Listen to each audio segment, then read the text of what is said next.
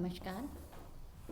आज हम राम की शक्ति पूजा भाग 2 करने जा रहे हैं। हमने पढ़ा कि राम और रावण का युद्ध अपराजय रहा। राम की वानर सेना हताश निराश शिविर की ओर लौट आई है अमानिशा उगलता गगन घन अंधकार, खो रहा दिशा का ज्ञान, स्तब्ध है पवन चार, अप्रतिहत गरज रहा पीछे अम्बुधि विशाल, भूधर जो ध्यान मग्न केवल जलती मशाल, स्थिर राघवेंद्र को हिला रहा फिर संशय, रह उठता जग जीवन में रावण जय भय, जो नहीं हुआ आज तक हृदय रिपुदम में, शांत एक भी अयुक्त लक्ष्य में रहा जो दुराक्रांत, कर लड़ने को हो रहा विकल वह बार बार, असमर्थ मानता मन उद्यत हो हार हार, है अमानिशा अमावस्या की रात है, उगलता गगन घन अंधकार, आकाश घना अंधकार उगल रहा है। आकाश घना अंधकार उगल रहा है अर्थात हर ओर अंधकार ही अंधकार है, घना अंधकार छाया हुआ है। खो रहा दिशा का ज्ञान, इस अंधकार में दिशाओं का ज्ञान भी खो गया है, दिशाओं का भी पता नहीं चल रहा है। स्तब्ध है पवन चार, पवन चार हवा का संचरण भी नहीं हो रहा है। अप्रतिहत गरज रहा पीछे अम्बुधि विशाल, और पीछे अप्रतिहत निरंतर विशाल सागर गर्जना कर रहा है। भूधर जो ध्यान मग्न, और राम भूधर पर्वत के समान ध्यान मग्न हैं।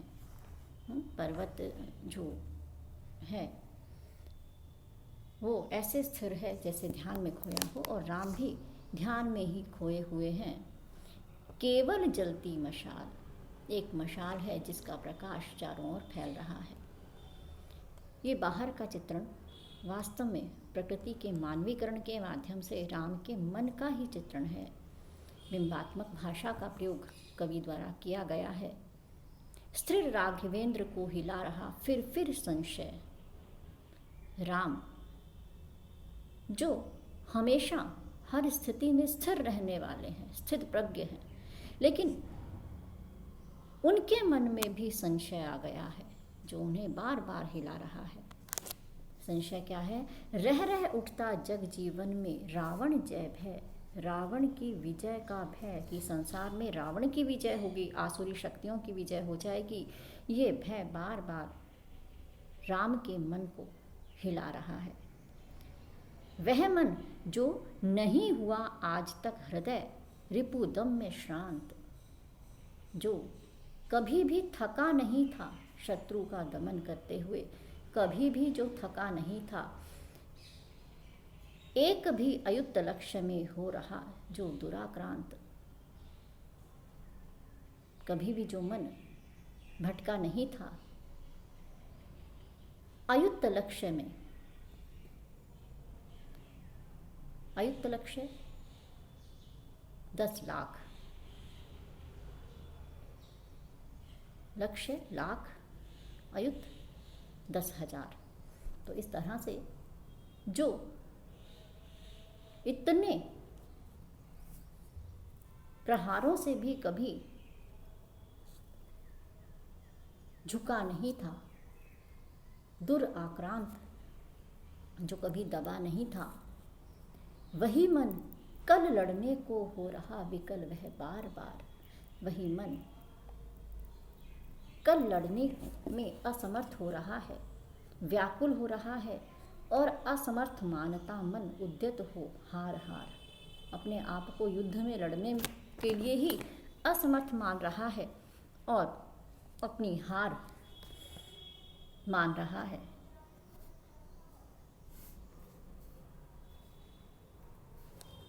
ऐसे क्षण अंधकार घन में जैसे विद्युत जागी पृथ्वी तनया, कुमारिका छवि अच्युत।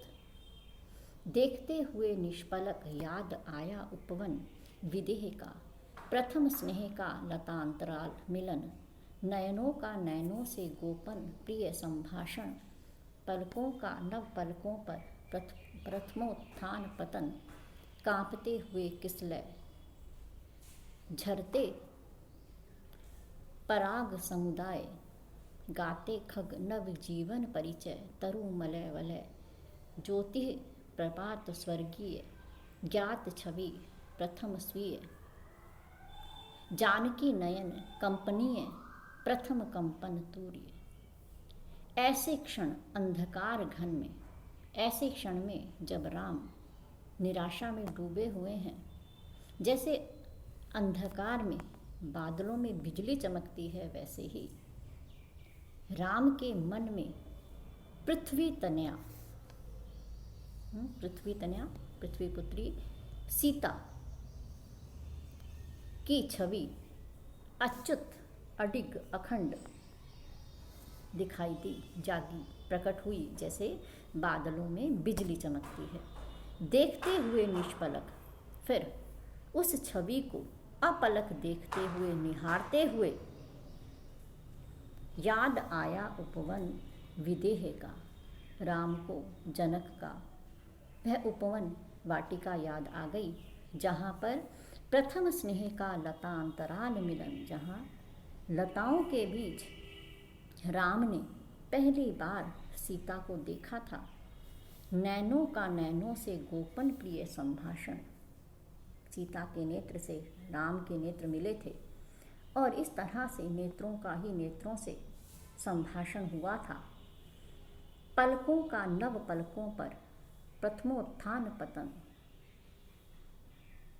किस तरह से पहली बार पलकें उठी थी, पलकें झुकी थी, नई भावनाओं का संचार हुआ था। कांपते हुए किसले झरते पराग समुदाय, कांपते हुए पत्तों के समान, किसले नए पत्ते, कोंपले, जो नए पत्ते फूटते हैं, तो कांपते हुए पत्तों के समान झरते पराग समुदाय, जिनसे पराग झर रहा था, प्रेम की अस्फुट वाणी, भावना रूपी सुगंध उनमें से फूट रही थी। गाते खग नव जीवन परिचय, और नए जीवन परिचय से भर करके नई उमंगें, नई आशाएं मन में जाग रही थी। तरु मलय वलय, और प्रेम रूपी सुगंध जो है वो पूरी तरह से घेर रही थी। ज्योति ही प्रपात स्वर्गीय, इस तरह से ज्योति का प्रपात, ज्योति का एक झरना, स्वर्गीय आनंद जन्म जन्मांतर के प्रेम के भीतर जो बंद था, वह झरने के समान फूट गया। ज्ञात छवि प्रथम स्वीय, इस तरह से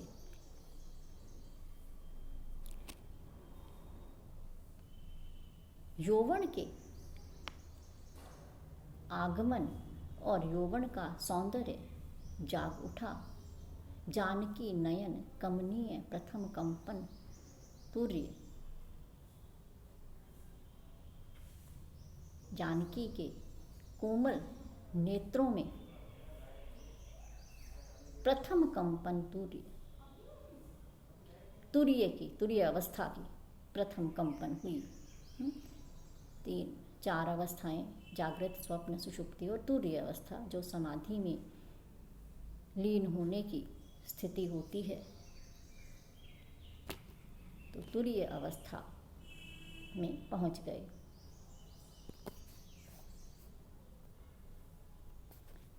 सिहरा तन क्षण भर भूला मन, लहरा समस्त हर धनुर्भंग को पुनर्वार, जो उठा हस्त फूटी स्मृति सीता, ध्यान लीन राम के अधर।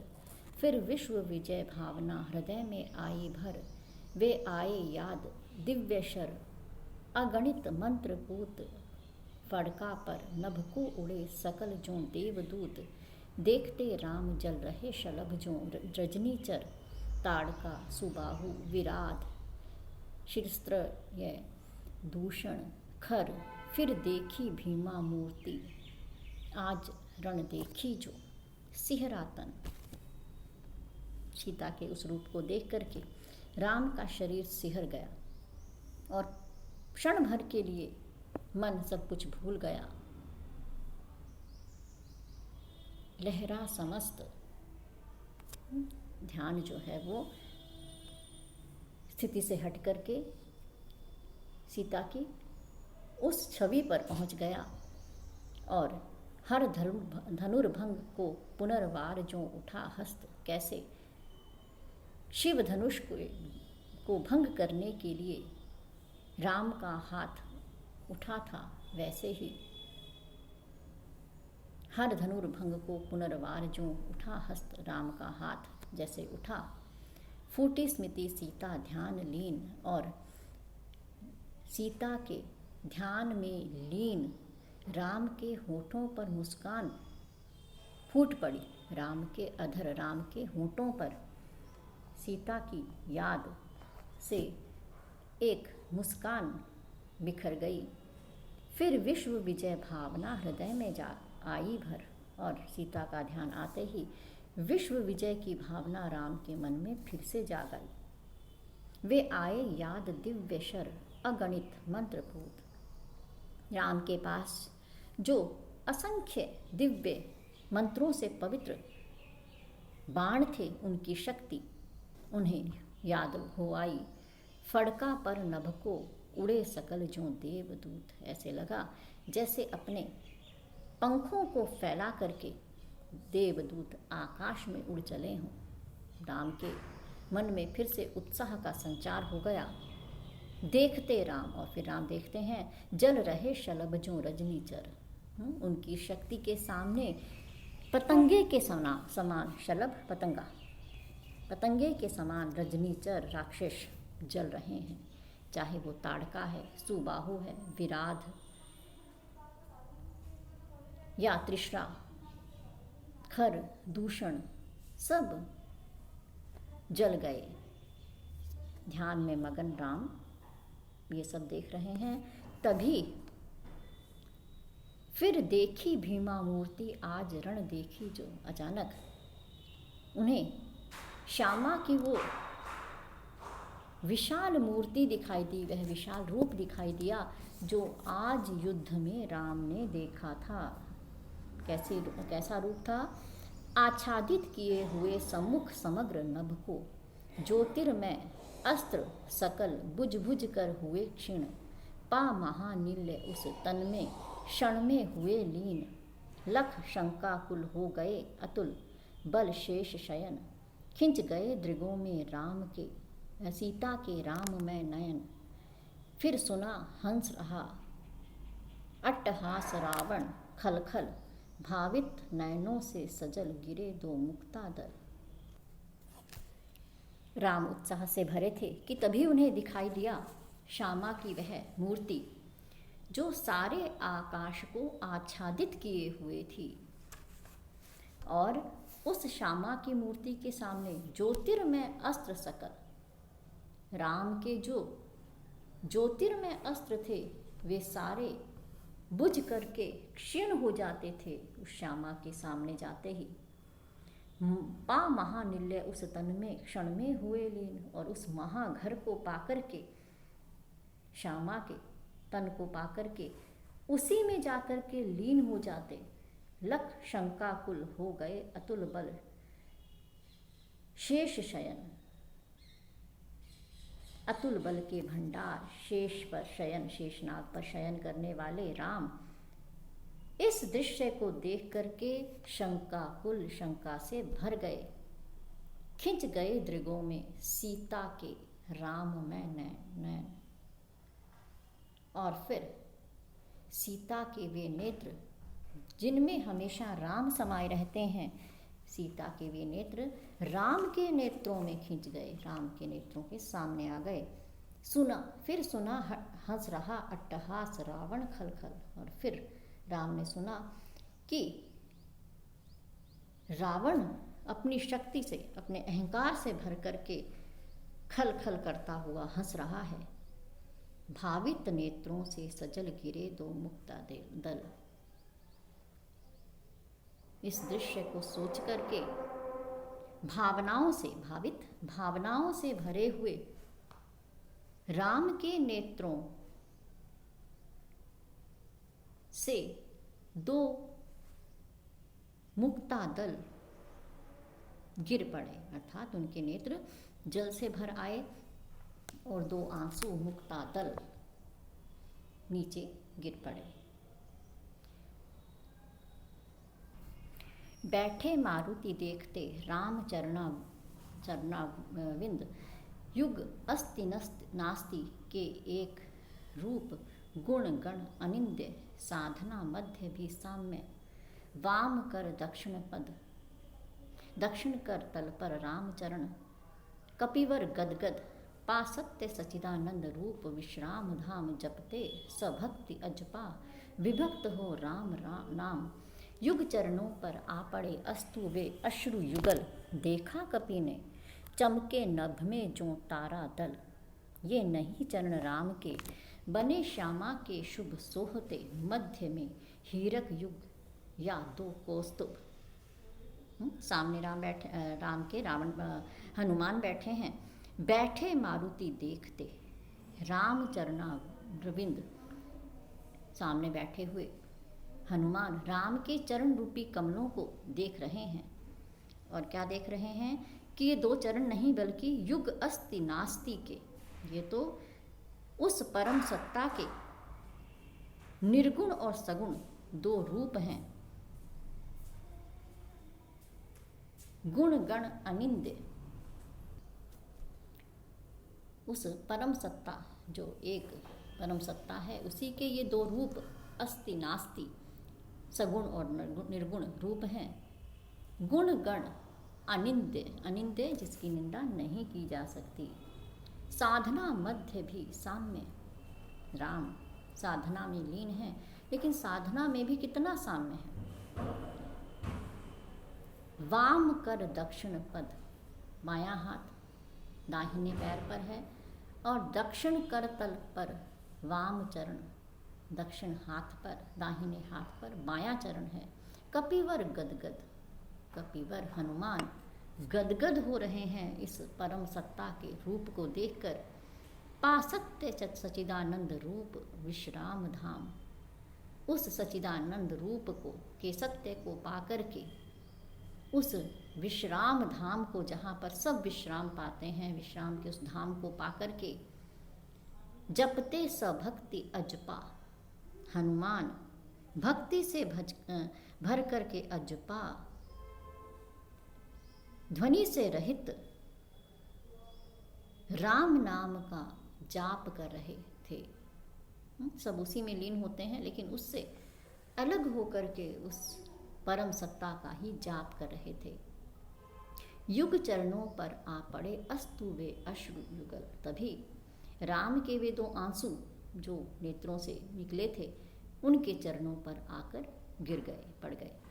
देखा कपि ने, हनुमान ने देखा, चमके नभ में जो तारा दल, ऐसा दिखाई दिया जैसे आकाश में तारे चमक रहे हों, क्योंकि राम श्याम वर्णी हैं और उन पर आंसू जब आकर गिरे तो ऐसा लगा जैसे आकाश में तारे चमक रहे हों। ये नहीं चरण राम के, उन्हें लगा ये राम के चरण नहीं हो सकते। बने श्यामा के शुभ सोहते, मध्य में हीरक युग या दो कौस्तुभ, ये श्यामा के चरण हैं जिन पर हीरे, दो हीरे या दो मणियां सुशोभित हो रही हैं ना, कौस्तुभ मणियां सुशोभित हो रही हैं। कौस्तुभ मणि जो समुद्र मंथन के समय निकली थी, तो ये राम के चरण नहीं हैं बल्कि ये श्यामा के हैं जिन पर कौस्तुभ मणि या हीरे सुशोभित हो रहे हैं। तभी टूटा वह तार ध्यान का, स्थिर मन हुआ विकल, संदिग्ध भाव की उठी दृष्टि देखा अविकल। बैठे वे वहीं कमल लोचन पर सजल नयन, व्याकुल व्याकुल कुछ चिर प्रफुल्ल मुख निश्चेतन ये अश्रु राम के, आते ही मन में विचार, उद्वेल हो उठा शक्ति खेल सागर अपार। हो श्वसित पवन 49 पिता पक्ष से तुमुल, एकत्र वक्ष पर बहा बाष्प को उड़ा अतुल। टूटा वह तार ध्यान का, तभी हनुमान के ध्यान का तार टूट गया, ध्यान टूटा। सिर मन हुआ विकल, अब तक हनुमान का जो मन स्थिर था वो व्याकुल हो उठा और संदिग्ध भाव से उन्होंने दृष्टि उठाकर देखा कि अविकल बैठे वे वहीं कमल लोचन, कमल के समान नेत्रों वाले श्री राम तो वहीं पर अचल बैठे हुए हैं, लेकिन उनका मुख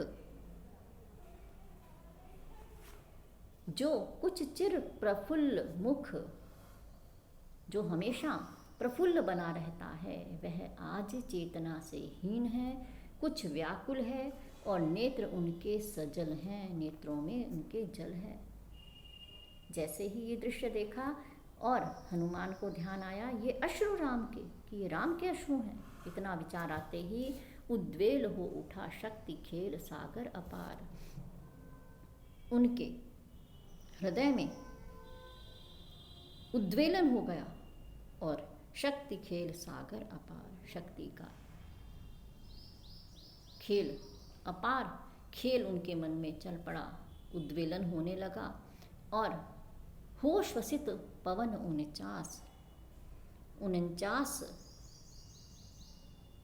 प्रकार की पवन गतियों से श्वसित होकर के पिता पक्ष से तुम, जो उन्हें अपने पिता पक्ष से मिला था, एकत्र वक्ष पर,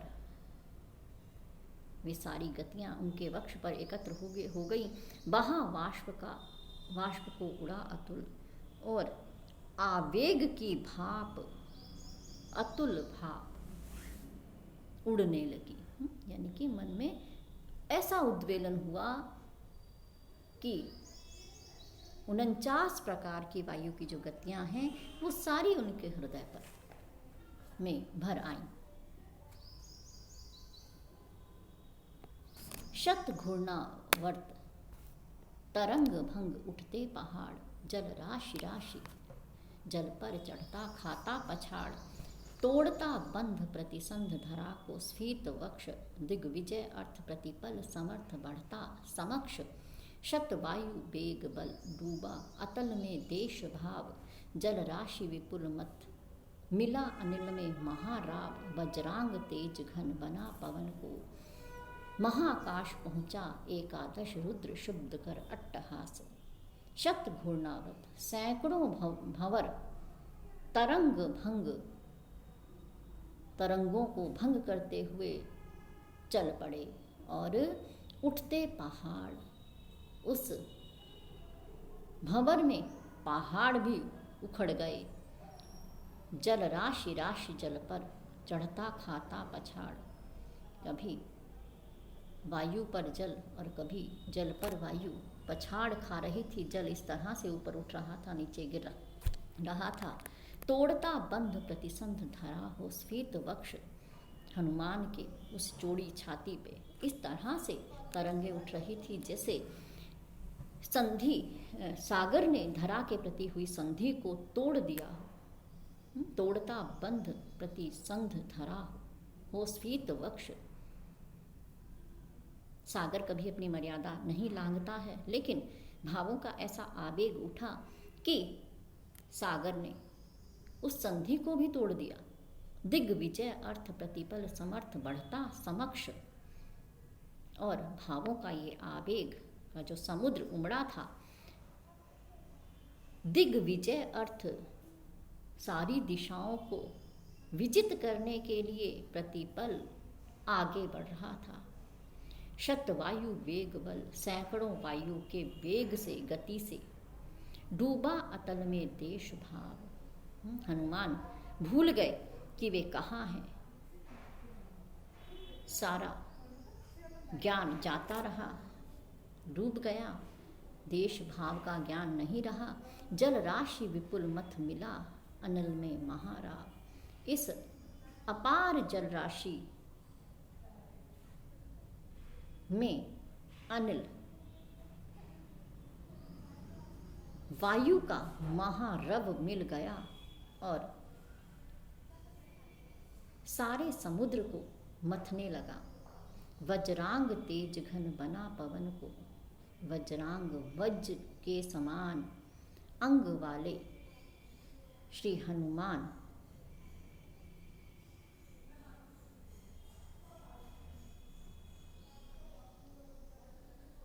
घन बना पवन को, पवन के सहारे महाकाश पहुंचा, महाआकाश में पहुंच गए। एकादश रुद्र शुद्ध कर अट्टहास, शिव के ही 11वें अवतार हनुमान, शिव की ही प्रतिमूर्ति हनुमान क्रोध से भर करके, शुद्ध होकर के, क्रोध से भर करके अट्टहास करने लगे, आकाश में पहुंच गए।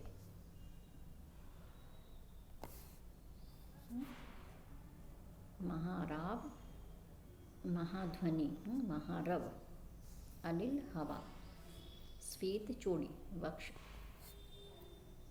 तो इस तरह से आज हमने राम की शक्ति पूजा का दूसरा भाग पढ़ा है। अगली क्लास में हम इसका तीसरा भाग पढ़ेंगे। नमस्कार।